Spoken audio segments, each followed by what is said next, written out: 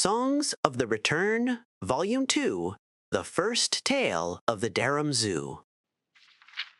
Our great Lord Isgramor, the harbinger of us all, did then send forth his two beloved sons, with him the only other survivors of the brutalities of Sarthal, to seek out the bravest warriors of the land and mount the great return. Yingol and Ilgar, they were called, and they were known among Atmora as fine warriors with bright eyes and dawning futures. Yingol, the elder, was the brave strategist, bringing his learnings to bear on the battlefield that his enemies would be defeated before they even know the battle had begun.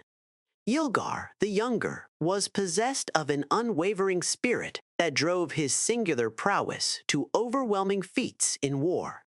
Together, the mind and the arm, they were capable of sowing a destruction most thorough and glorious to any foe who stood before them. Before they parted ways to gather their crews, the two clasped arms and necks in the old fashion and laughed at the heavens for their stories to come.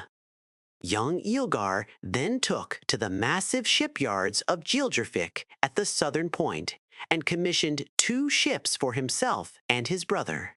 He would command the Barenziah and his brother the Harak, thus carrying the names of the two favored stars of their heavens.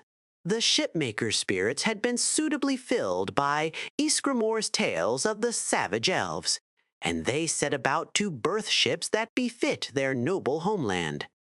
Arrangements having been made, Ilgar set forth to the academies of honored soldiers, seeking out his most trusted friends and advisers to join him on the venture of the return. By now, the stories of the new land to the south were spreading before him, and the emergence of his presence was enough to cause the finest warriors to lay down their present undertakings and follow him.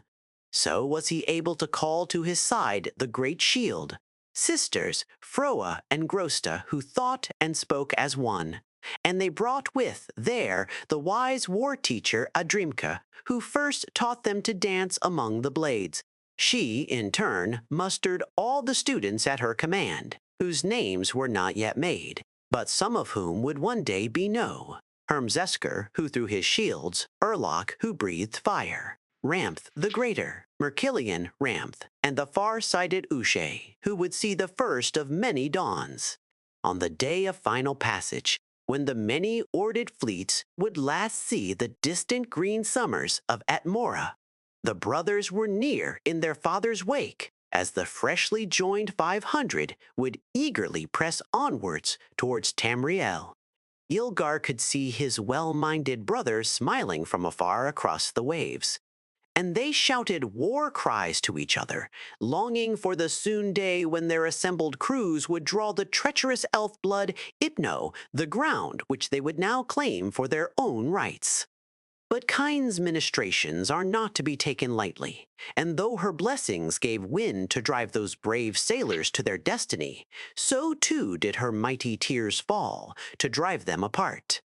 When the storm of separation first arose, young Ilgar had no fear, for his crew was strong and able, and their ship drove true through the forest of swells as though pulled by the rope of fate. When the skies cleared and Ilgar glimpsed again with new eyes the land of his past and future home, he knew his brother's vessel was not within his horizon. The Barenziah, arriving late, drew forth onto the sands, and Ilgar rushed to his father to seek word of his brother. The Greer Isgramor, harbinger of us all, wept for his lost son and sought comfort in the arms of his only remaining joy. The crew of the Harak became the first deaths among the 500, and Ilfar was so enraged with love for his brother that his crew would soon be counted as the first among the many noble and honored names in the companions.